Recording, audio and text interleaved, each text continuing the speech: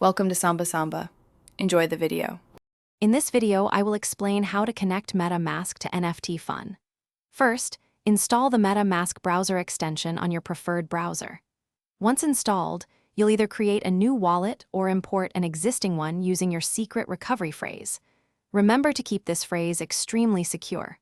Finally, make sure your MetaMask wallet is funded with the appropriate cryptocurrency, typically Ether, to cover transaction fees and NFT purchases.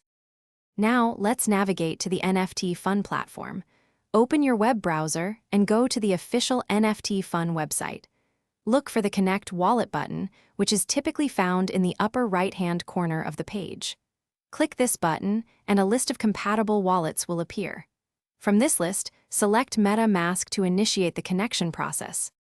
After selecting MetaMask, a pop-up window will appear from your MetaMask extension. This window will ask you to approve the connection request from the NFT Fun platform.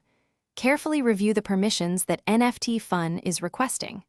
Once you are comfortable with these permissions, click Connect or Approve to securely link your MetaMask wallet to the platform. You are now ready to explore NFTs.